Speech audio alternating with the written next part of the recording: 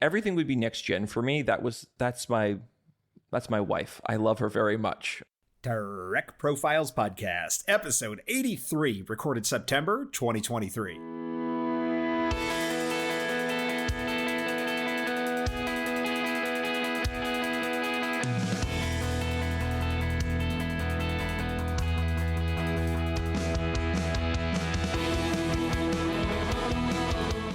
This is the Trek Profiles Podcast, where each episode we talk with a Star Trek fan. We run a level 5 diagnostic on their fandom, and we try to figure out why we all love this show so much.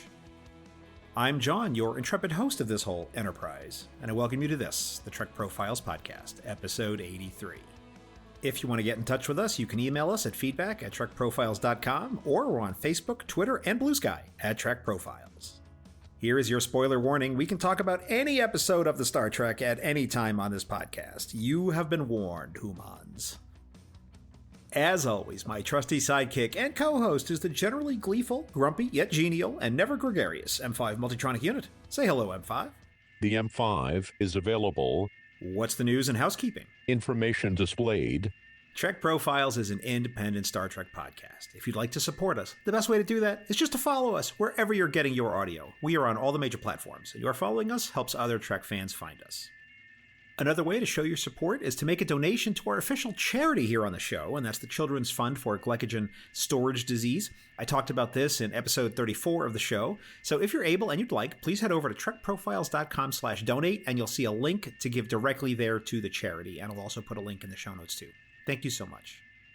There are some lightly edited outtakes and bonus material at the end of this episode. They will come after the ending audio cards. Enjoy them, or not, as you choose. At the end of every episode, my guest faces my Kobayashi Maru lightning round. They will get 5 terrible multiple-choice Star Trek questions, and then they must give us their answers.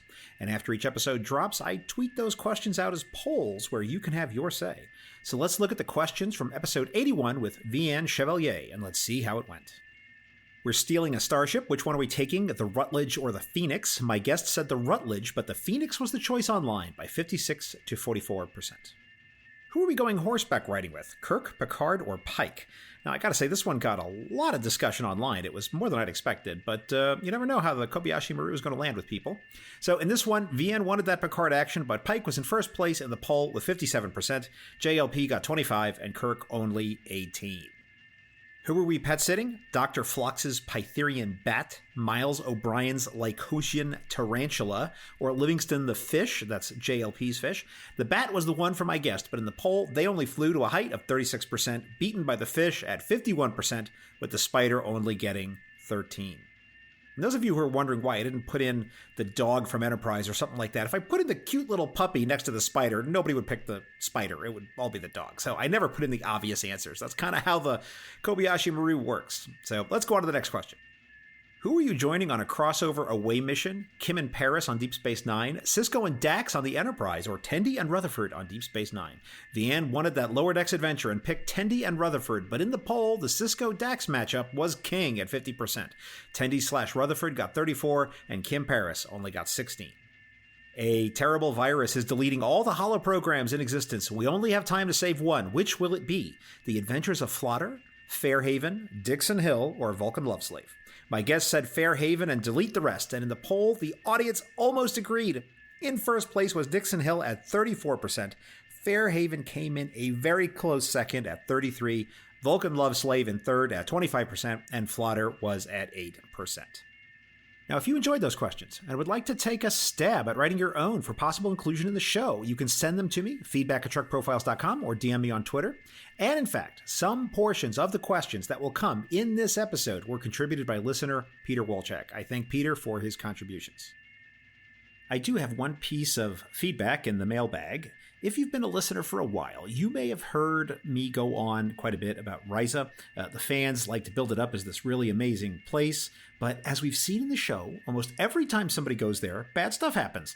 Accordingly, listener Adam Saunders, frequent contributor to the show, wished to remind me that when I list off all the bad things that happen when visiting Risa, I always forget to mention that time when Geordi got kidnapped and brainwashed on his way there in the mind's eye. Good catch, Adam. Thank you very much. Okay, I've got two little bits of errata for you before we begin the show. At one point, for some reason that I don't understand, I made a reference to something called Pahrump County, which I was talking about my state, and that is not a place that exists. I meant to say Nye County, which is where the town of Pahrump is located. And this one comes from the bonus material. My guest and I were chatting about Jeffrey Combs, the noted Star Trek actor, and the question was if any of his characters were good guys, and I probably should have brought up Shran, but it had completely slipped my mind. We didn't plan any part of that in the show. It was literally an off-the-cuff discussion, and we didn't look anything up. It happens. So in penance, I will watch the Enterprise episode United this evening. Thank you very much. That's it for announcements. Let's get to it. M5, start the show. Main content activated.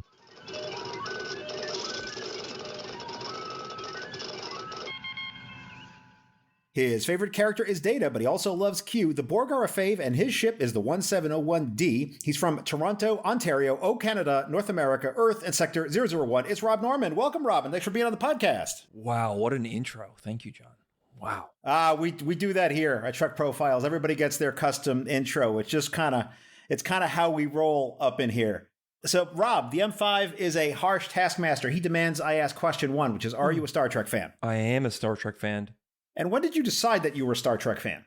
When I was about 11 years old, there was a network in Canada. It was a very small network. It only played in the major cities in Canada. It played every day from 7 to 8 o'clock.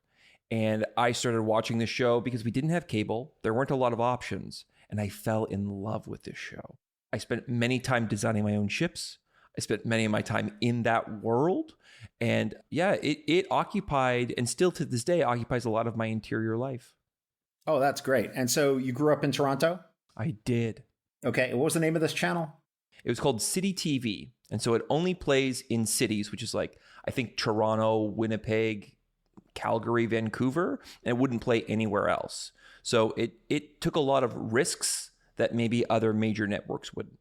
All right, fantastic. And which series were you exposed to on City TV? Oh, this was TNG. So okay. It was already in syndication, but they were also making new episodes, if that's possible somehow. And I used to watch that every single day with my dad. And so for me, Star Trek is all about dads. And really, if you think about it, Star Trek TNG is really a show about dads. It's about Picard, who is a perfect dad to the crew, and a really troubled dad when he's dealing with his own personal relationships. Worf's got issues with his dads. Data's got a dad who made a brother who's better than him. Like, everyone's dealing with dad issues, man. It's a tough ship to be on. Well, you know, we still got Alexander to deal with. I mean, there's a whole lot of stuff going on there. I don't know. Worf and Alexander is something that just makes me shake my head at the whole idea of the show. And the other parenting issue more broadly is the whole season 2 thing with Wesley being on the ship and Beverly like, yeah, I'm going to go off to, be Starfleet medical stuff. And you just stay out here on the starship doing starship stuff and send me a message every now and then, my 15-year-old, and I would just be like, wild. What? You're coming with me. That's not how this works. But it was just nutty. So Star Trek has some weird stuff going on with parenting for sure. And child labor definitely. laws. Yeah. Oh, yeah, all of that for sure. So, okay, so this must have been in the late 80s, early 90s then? Yes, this would have been the 90s, yeah. So after TNG came out, we then went directly into Deep Space Nine. Did you watch all of that in original broadcast as well? I did not. I took a big break for DS9, and I circled back to it basically the beginning of university. I went through Voyager, and then after Battlestar Galactica, I went to DS9. Oh, the Battlestar Galactica remake from the early 2000s. Yeah, Ron Moore. Okay, and how about Enterprise? Enterprise, I did do Enterprise. Enterprise was playing while I was in university, so we did watch the majority of it, yes. Okay, and where did TOS fit into all of this? Okay, so TOS also played on Canadian TV. It played in the middle of the day after cartoons.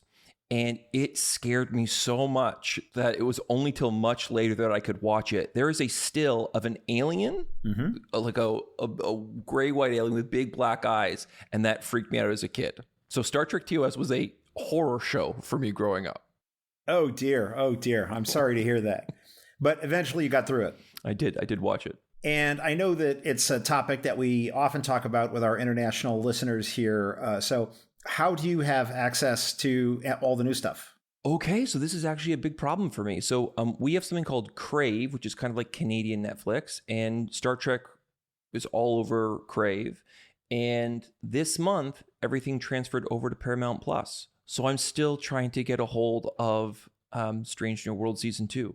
I had it on my list of things to watch, and I went to go watch it, and it was gone suddenly. So you have to subscribe to Paramount Plus now in Canada to get the new stuff. Is that... So Paramount Plus is a new service here, and our old service, Crave, no longer carries Star Trek.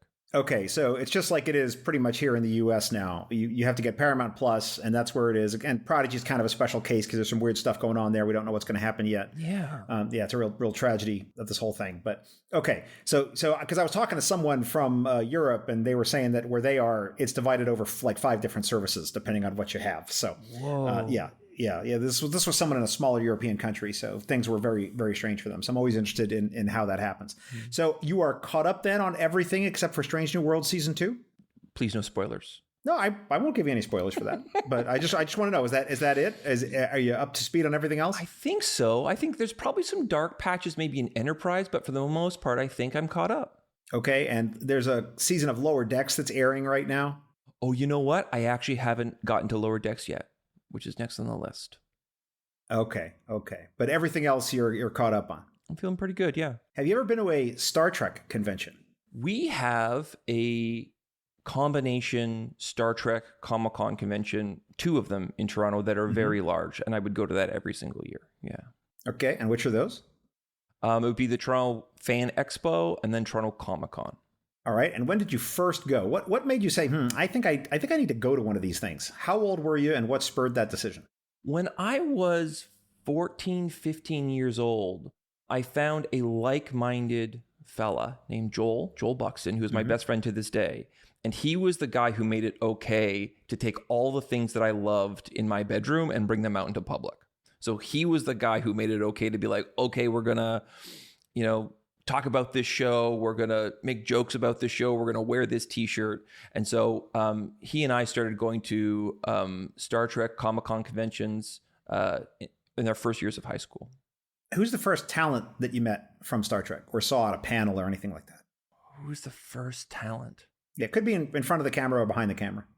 I actually don't think I've ever met anyone from the show, unfortunately. Oh, wow. So no. Toronto Comic-Con's been letting us down here on with the Star Trek talent.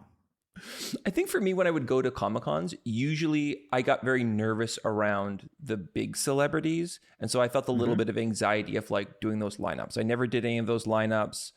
I never really did any of those panels. For me, it was mostly about getting a book or a comic that I was missing and adding it to my collection. Oh, vendor's room type stuff. Yeah. All right. Well, let's talk about that. So what were you collecting? For me, it was mostly comics. Comics and books were my main 2 things. So my mom was a librarian growing up. And so for me, books were really the Wild West. I could get whatever I wanted to and I could get them first. We read through a lot of the Star Trek novels, absolutely. And whatever sci-fi comics I could get my hand on, I would always be snatching those up. Star Trek, all of the Marvel, DC stuff. All right, so you've been to these Comic-Cons, you're collecting books and comics. So tell me, at its maximum, how big was your Star Trek comic / Star Trek book / comic book collection? It would have been quite modest, probably about 25 books and also that technical manual. I don't know how I got the technical manual, but that was maybe one of my favorite books growing up. The original series version or the next gen one? Everything would be next gen for me. That's my wife. I love her very much. Everything else for me in Star Trek, like that's the center of my universe and everything kind of spins around it. Okay. But yeah, so the technical manual for TNG. Wonderful. And we were talking before the show and you said that you had gotten rid of your entire collection. Yeah, I had a lot of stuff. I just had a lot of things. And it was like action figures that were collecting dust and comic books and books. And so I made a choice that when I moved in with my wife, who had everything, that I brought 2 things. I brought a radio and I brought a blanket. So I have nothing. in my home. Over time, I've collected some more comic books and books, but for the most part, it's pretty Spartan. That's amazing. That's amazing. So where did your collection go? To my mother's basement, much to her dismay. Oh, so you still have it? Yeah, it's all in boxes. My mom calls me about once a week to complain, but that's where it lives. Have you ever worn a Star Trek uniform or done a Star Trek cosplay of any kind? Yes. So tell me. We didn't really mention this, but in Toronto, I'm a comedian and an improviser. And so we often do improv shows as like Star Trek parodies. Okay. And so those are the times in which I like to put on the uniform. We have done roasts. We've done roast battles before for Star Trek. We've done full-on improvised plays. That would be my preferred way of doing cosplay in front of an audience. Give me your best Star Trek sick burn. What is our best Star Trek sick burn? This is a mean thing to do to a comedian because there's other comedians listening to this and they're going to judge me on it. I need more time, John. Give me as an improviser, I need 3 to 4 days to think of a joke. Oh, right. Okay. This is that old Mark Twain thing, right? It takes me 3 or 4 days to come up with a good improvised speech, right?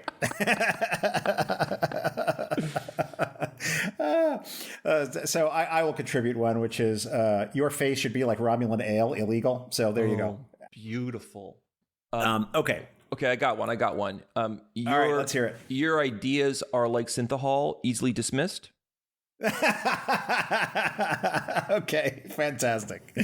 All right, we're a no judgment zone here. We celebrate and enjoy our guests. We don't criticize. So if that's something you were concerned about, you're not going to get that from me.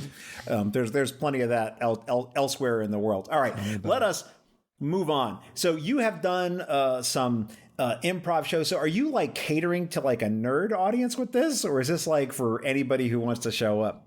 Sometimes. So when we do roast battles, for the most part, these are people who are part of the fandom. But we have this other theater called Bad Dog Theater. So there we would do improvised plays based on things. So I directed a show called Battle Awesome Awesome Star, which is our Battlestar Galactica parody. We also have done a Star Trek TNG version of it. We have a Dungeons and Dragons show.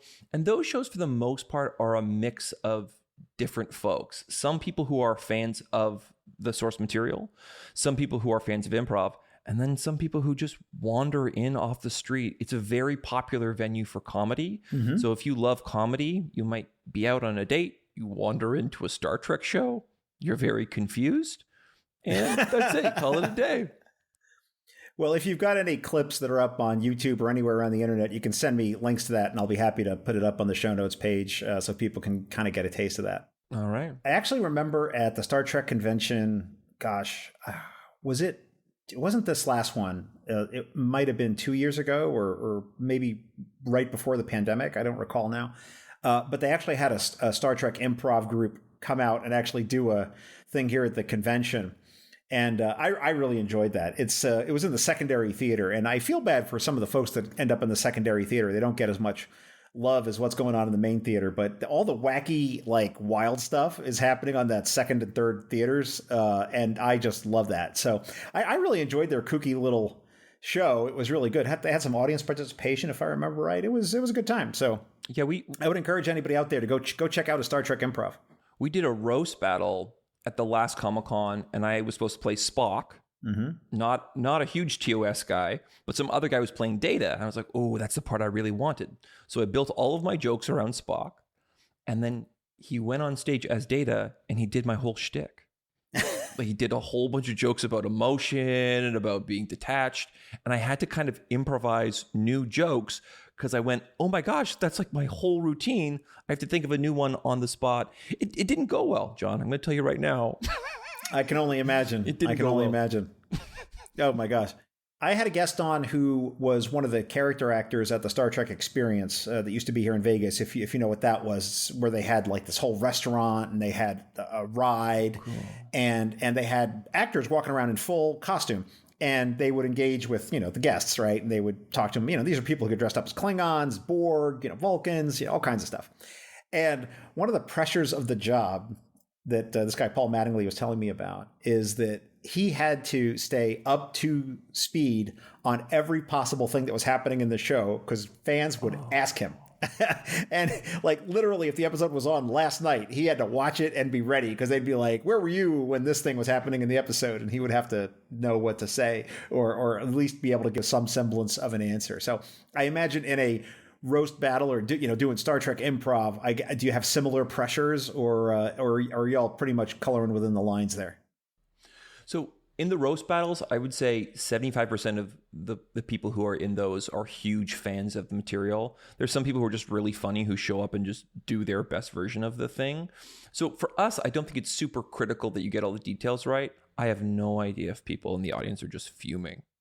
If someone's doing a bad impression of someone and they're just very, very upset. I have no clue. Furiously tweeting, like you're not getting it right. You entered the wrong override code for the Reliant. It's 16309, you loser. Yes, of course. Lots of that. So when you were watching Star Trek on Crave, one of the things I always like to take a minute to talk about is just how did you consume it? I mean, were you watching it on like a big screen or on like a small device, or what was that experience for you? Yeah, so we have a fairly large TV in our main room, so I would watch it on that. One of the things I also love is to draw. So I will put on an old season of something that I've seen 100 times before and just have it on the background. I just like the white noise of TNG or DS9. I watch a lot of DS9 while drawing. Yeah, so that's how I will consume it. New episodes, usually after the kids go to bed, and then old episodes just throughout the day. Glorious. If you want to share any of those drawings, send us some pictures, man. We'll put them up there. People love that stuff. You got any Star Trek stuff or sci-fi stuff? That is what we are here for. That is what we are here for. All right, fantastic. So I think it's time to talk about some episodes. Are you game? I'm ready. Born ready.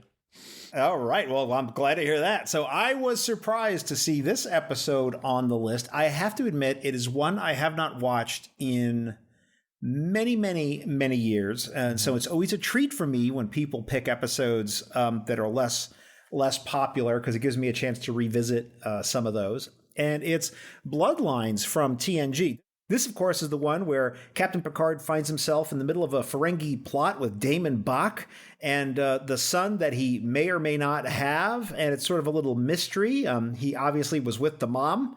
And so we don't know if this young man is his or not. And it's all about sort of that thing. Very interesting story. So I'm wanting to know from you, Rob, why is this episode on the list? What does it mean to you? I think this episode is interesting for me because it really is about dads. And it wasn't until later in my life when I discovered that my dad and Star Trek had a very strong relationship. So one of the things I mentioned earlier was we didn't have cable growing up. We had one TV in our living room. So often you spent a lot of time watching stuff that you didn't want to watch. And my dad, he would work as a drapery salesman, come home, he would sit in that chair and he wouldn't move. No matter what was playing on the TV, he would watch it. So I watched Star Trek every day with my dad. But like many of my other interests, I assumed he wasn't into it. I assumed he was watching it just because he didn't want to get up. And so we watched all of this Star Trek together. And it was only till much later in life that I found out that my dad was very much into science fiction and outer space. He spent most of his time thinking about it. He never communicated that to me at all. And that's nuts to me. My dad never spoke a single word about how much he loved Star Trek. He was born in 1932 in London, England. He was bald and very, very British. And he also looked almost exactly like Captain Picard. So for me, Star Trek very much is tied to dads and my dad. And Bloodlines is an interesting episode because Captain Picard is an incredible father to everyone on the crew. He's like the perfect person you would come to, the perfect patriarchal figure if you had a problem, except for those in his personal life. In his personal life, he's unable to transfer over those skills.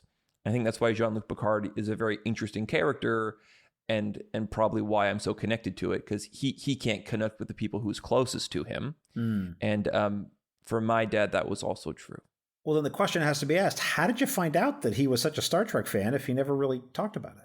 Because later in life, I would come home and I would see all these books about sci-fi and UFOs and outer space. And every night he was listening to this show called Coast to Coast. And these were things I that love he wasn't. Coast to Coast. Yeah, and he Art wasn't. Bell. He broadcast Yes. from right here in Las Vegas. Not Las Vegas, but in Pahrump County, an hour away is where he was based. If my dad was here right now, he would lose his mind. He would have so many questions for you. But we had no idea. He never shared any of that stuff with us. So it was only years and years later that we figured out he had this like secret passion. And for me, I was a little bit angry because I was like, we could have been talking about so much stuff. Our family dinners could have been so much more exciting if you would have shared that you also love this thing. So Star Trek and dads, gets me every time. You've been telling me the story of the good dad. I think here's sort of the opposite of that, sort of the scary Star Trek bad dad or Badmiral. Here we have the Pegasus with Terry O'Quinn playing Admiral Pressman, who is probably one of the poster children for Badmirals in Star Trek. So tell me about this particular episode and what it meant to you. So I mentioned that the way I consumed TNG is on this network City TV. So I was kind of watching episodes sporadically. And I thought I had seen every episode. At a certain point in high school, I kind of took a break from Star Trek. I went on to be cool. I got a skateboard that I didn't know how to use. And I tried to make friends. What a mistake. So I kind of gave up Star Trek. And it was only till much later in life when I went to university that I kind of got back into it. I had always continued my interest in comics, and if Star Trek was on, I would watch it. But for the most part, I wasn't thinking too much about Star Trek. And the first year of reading week, in my first year of university, I was feeling very anxious. I was away from home for the first time.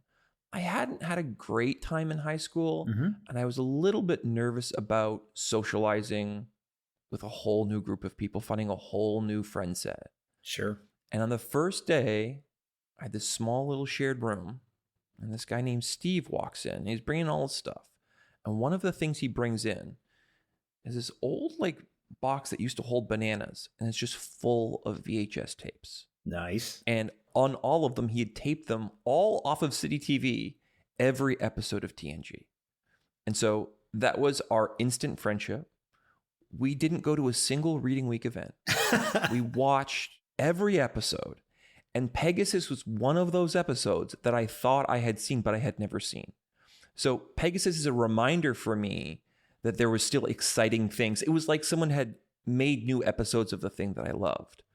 The other thing that was really great about Steve is that he had this party trick where he was able, you could tell him the plot of a TNG episode, and he would be able to name the season and the name of the episode.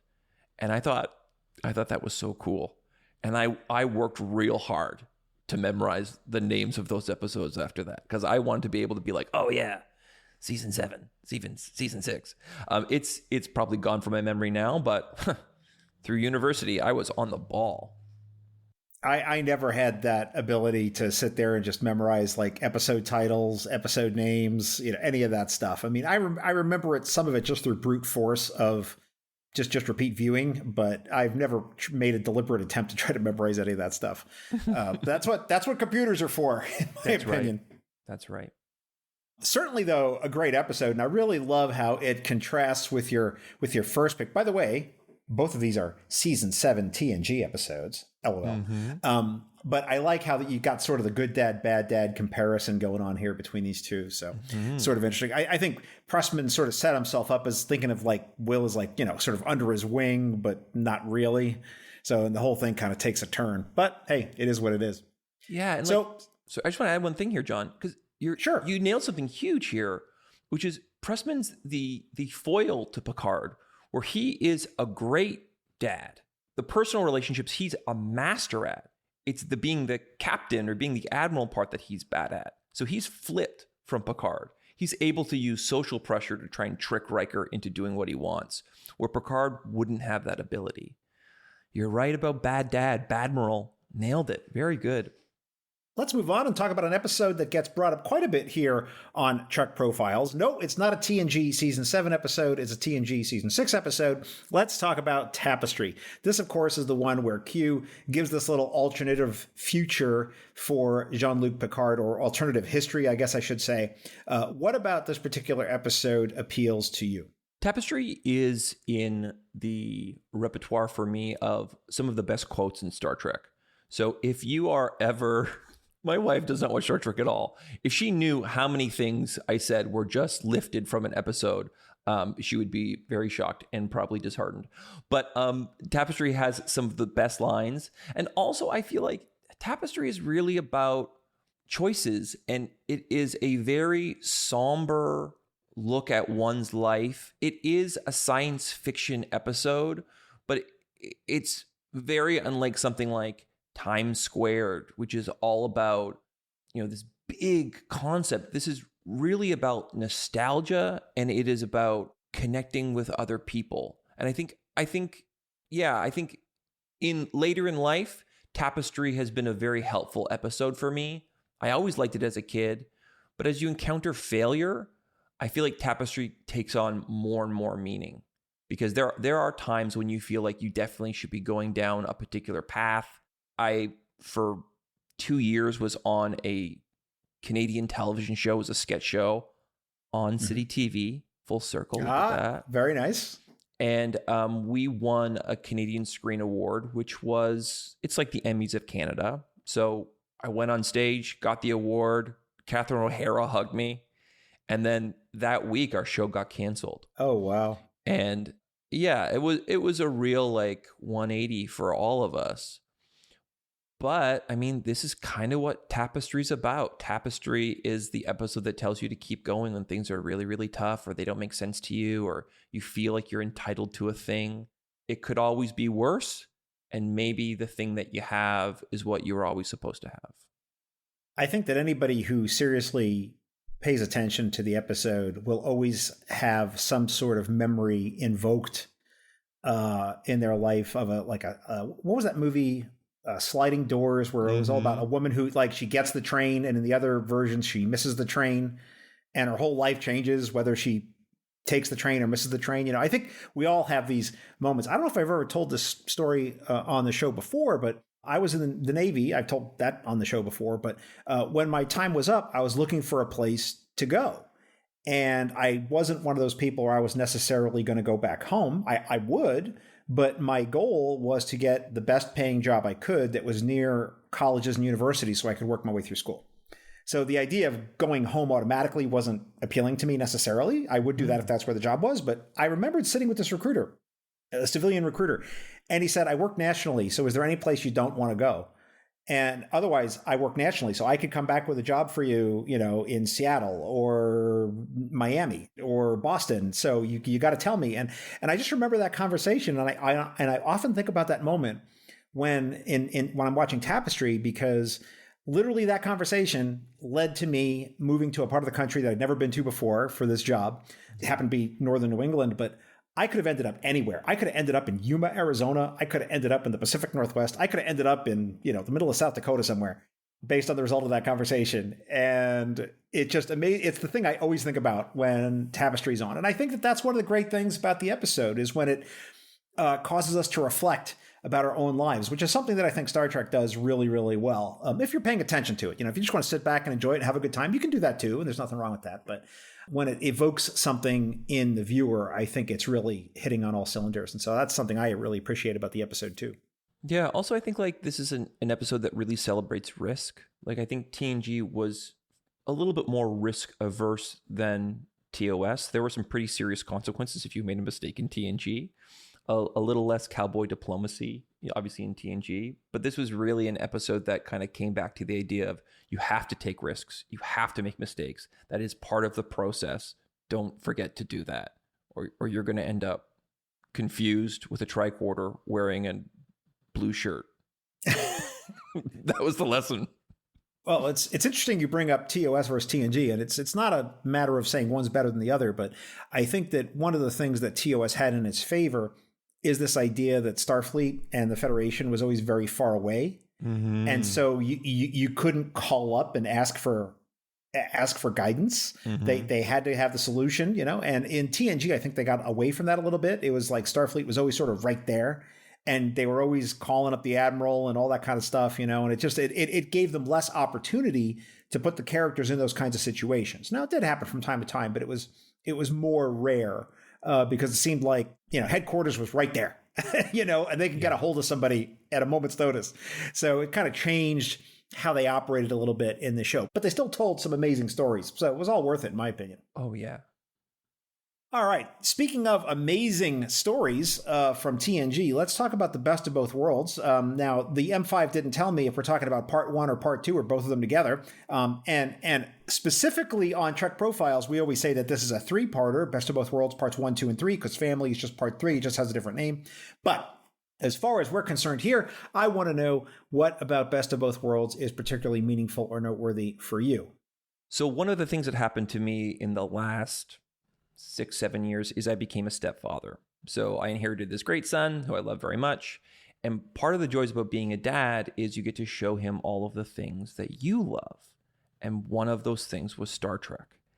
And I was trying to think of what is the best episode to show him. And I'm thinking, is it Best of Both Worlds? It's got action. The Borg are really scary. I think this might be the episode. And so I played it. How old? He is 10 now. He probably saw this when he was 8 or so. Okay. And it didn't take. He did not care for TNG Best of Both Worlds. And I was really bummed out about it because surprisingly enough, me and my dad had this great connection through Star Trek.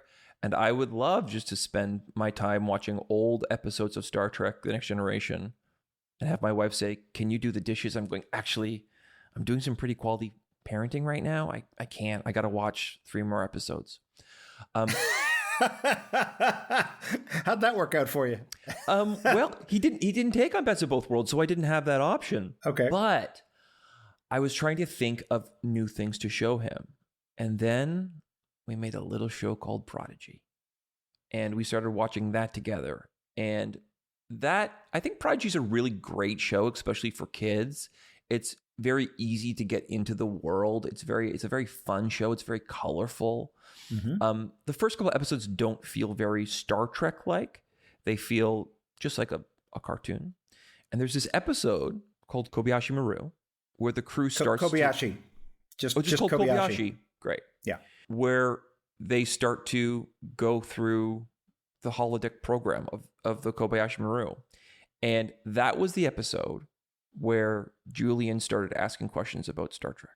And I went, got him. And so we watched all of Prodigy together.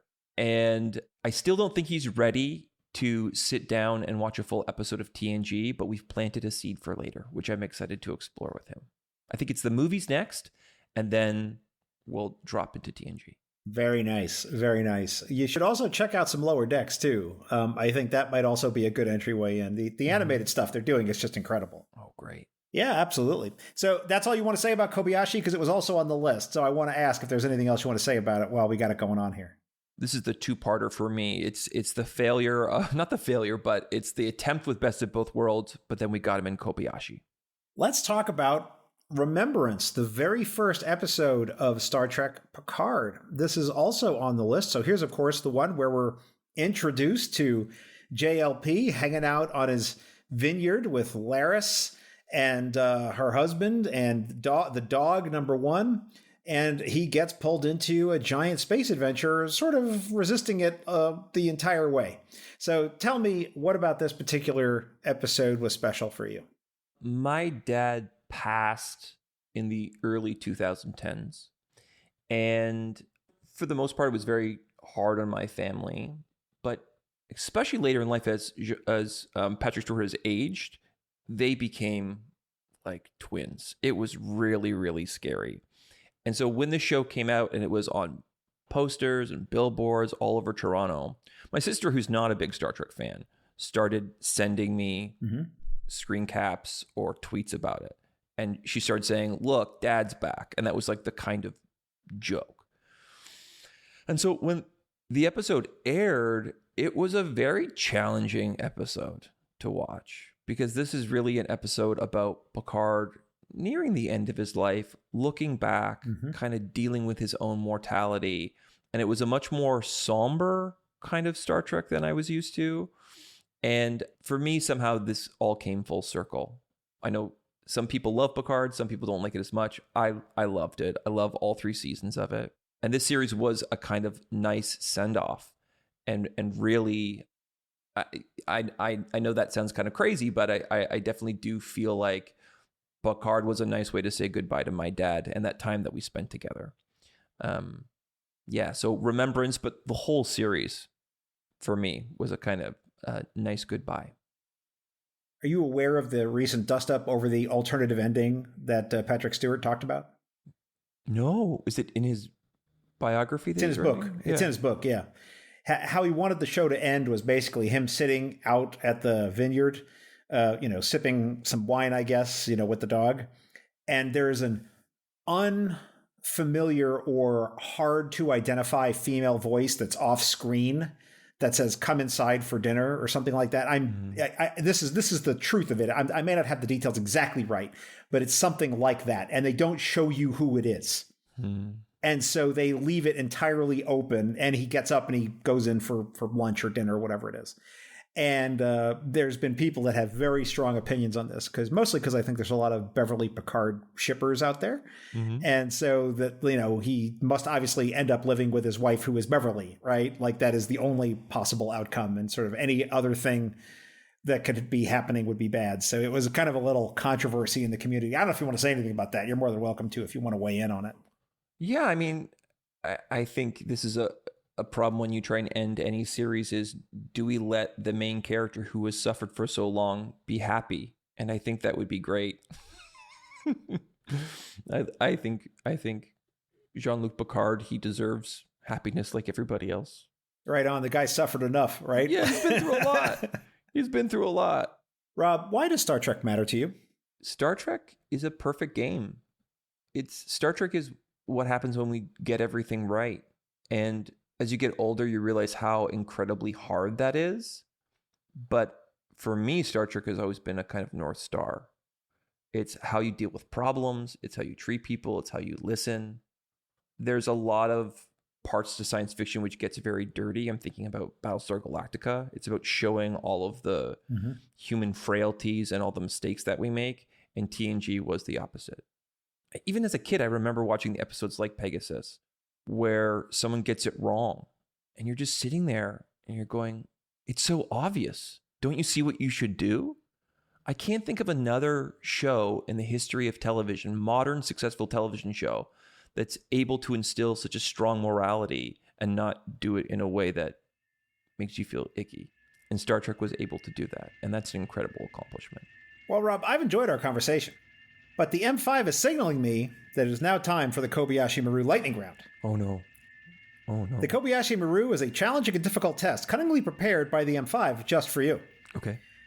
Should you not only survive the test, but pass it as well, the M5 will award you an honorary Star Trek title on behalf of our little program. Okay.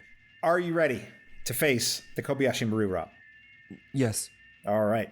M5, load the Kobayashi Maru simulation and prepare to record Rob's responses. Working.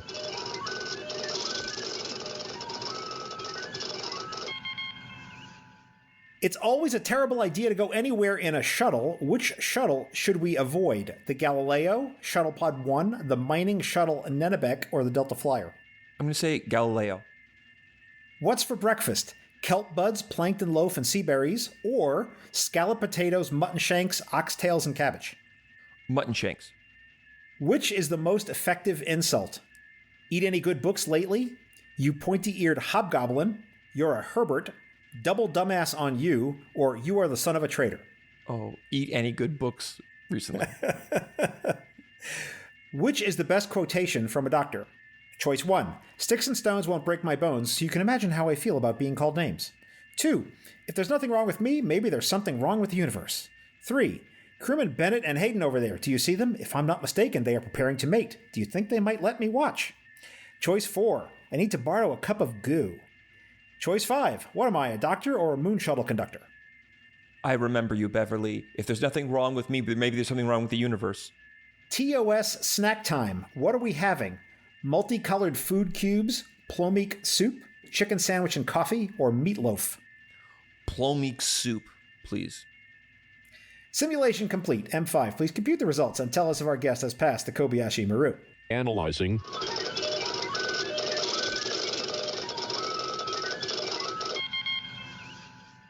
Rob, I am pleased to tell you that the M5 has determined that you have passed the Kobayashi Maru simulation. Congratulations. Wow. Oh, thank you. And now, the M5, who has analyzed your answers, will award you an honorary Star Trek title on behalf of our little program. M5, what title shall we award our guest? Rob is awarded the title of Field Operative for Beta Zoid Intelligence. So there you go. That seems like a lot of responsibility. So, Rob, why don't you tell people about how they can get in touch with you and tell us about your Kickstarter and what you're doing there? Oh my gosh, yeah. If you want to get in touch with me, you totally can. It's Rob the Norman on Twitter and Instagram. And the thing I'm working on right now is a new graphic novel called Future Favors the Bold, which is inspired by my love of Star Trek. And basically the premise of it is a utopian universe, very much like the Star Trek universe. There is no Federation, but there's a group called the Allied Galaxy who's figured out everything. And everything seems to be very harmonious until they find a prison planet that was long abandoned after 400 years, and it reintroduces violent thought, which had been extinct for the last 4 centuries. And it's about the mess that happens when you've gotten rid of all of your problems and your problems still keep coming back. It sounds a little bit like Demolition Man. Yeah, I guess I wrote Demolition Man. Oh no, I'm going to be sued. Well, as long as they're not all singing jingles, I think you're safe. Oh no, because that was no, but it is. It is all singing jingles. I'm in a lot of trouble, John. Uh-oh. Oh, Rob, I'm sorry, man. I'm sorry. No. I'm sorry. I didn't mean to uncork that for you. Rob, thank you so much for being part of Trek Profiles. My pleasure. It was so fun. Thank you.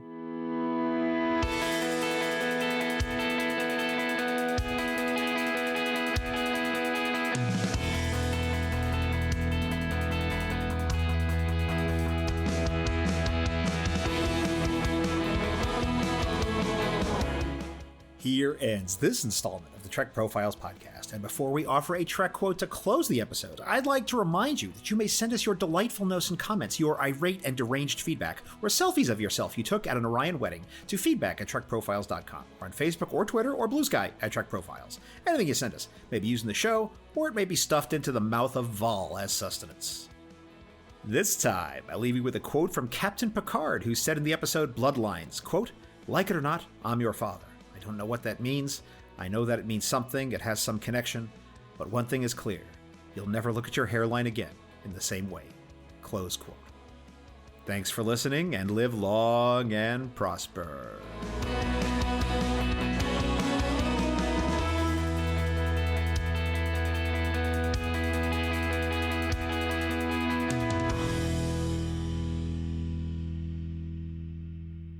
This handcrafted podcast is brought to you by Stars and Sky Media Lab. It's cosmic.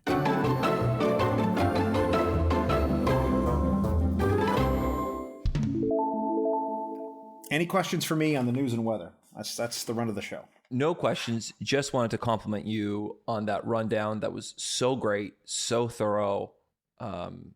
You obviously are very good at making the show. Yeah, thank you. I wish I was better at it. I don't really know all that much about the audio editing stuff. I mean, I go in there with like the tools, and I am absolutely sure I am doing things the wrong way and like in the not efficient way. And some guy's like, "Oh, buy this plugin for like $500 and it does that." And I'm like, "No, I'm not doing that." If I could get through reading those quotes, that would be really great. You nailed it. I thought you did a great job. Thank you. It's very kind. Believe it or not, I actually do a contest where my listeners can submit questions. So these were all submitted by a listener. Wow. So yeah, that's great. So that was something I actually didn't have to write for today. So that's always good for me. Yeah. Was that enjoyable for you? It was great. I mean, I had so many questions for you. You were in the Navy? Yeah. Why is that so amazing? I think that's incredible because so was that obviously were you a Star Trek fan and then you got into the Navy or Navy and then Star Trek fan? Oh, no. I was a Star Trek fan since I was a small child. I don't recall a time in my life I wasn't a Star Trek fan. And, yeah. was that part of the joy of being in the Navy, being like, this is pretty close. It's a military structure. No, not really. No, the Navy is not like Star Trek. But I did it because I loved Scotty from TOS. That's so so I picked funny. I remember for me, the reason why I became an actor was because I realized I wasn't going to be on the bridge of the Enterprise. I was like, oh, that's not a real place. Like growing up, I was like, I want to work there. I want to work the comms. And I was like, I'll never do that. But one thing I could possibly do is I could become an actor. And if I work really, really hard, one day I could pretend to be on the Enterprise. And that was how everything got started for me. Funnily enough, now we're filming 2 shows in Toronto. Yeah. And now I'm doing more radio than I am doing TV and film. I'm like, maybe it's time to dust off that resume. Very close to achieving the dream here, John. I'm very close to getting what I wanted. Took a long time, but it's possible. You try it out, man. See what happens. Maybe you can get on. You can get a spot. I got a lot of friends. Did a little actor workshop kind of thing. I mean, it was really cool. So it's just it's a blast. That does sound really cool. And were you okay being in the same room as Jeffrey Combs? Because I would just be angry the entire time. I'd be like, I hate this man. I know in real life he didn't do anything wrong, but I hate his character. Wait, which one? He played like 17 characters. How dare you? They're all bad guys. He did so much bad stuff on the show. I'd be like, oh, I'd be simmering. Let's see. Did he? No, he did some characters which weren't bad guys, was he? Let me think about this. Mm-hmm. Was there a Jeffrey Combs character that was not a bad guy? I'm sure he played some characters which were less bad. Maybe he had some that were sort of neutral. I'd have to look it up. But I don't know if they were all bad. I'm looking at his rundown. I mean, I don't know this Ferengi character he played. I don't remember which one it is. I think that was an Enterprise. I think it was a Ferengi in Enterprise. Yeah, that's the one where they knocked out everybody on the ship and they're trying to steal all the stuff. Okay. And they wake up the captain and they're like, where's your vault? And he's like, where's my what? And they're like, where's your vault with all your gold and your latinum? And he's like, I have no idea what you're talking about. Oh, that's very funny. So yeah, it was that one. I think in the podcast you're asking, like, do you like dress up or do you like go meet people? And for me, I just find that really intimidating. And what could I possibly say where I'm just not gushing over someone and embarrassing myself? That's my big concern. So this crew sounds so cool, and I would just be awkward the entire time. I'd be in a corner being like, You think that you would not. It's hard to explain, but you are surrounded by 6,000 Star Trek nerds. Yeah. Every one of whom is just as nerdy as you. Yeah.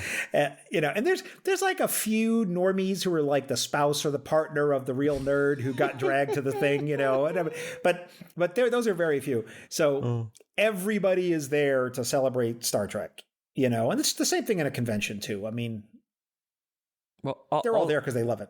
I'll say this. I mean, before this conversation, I would have never considered going on a Star Trek cruise. And after this conversation, you were very convincing.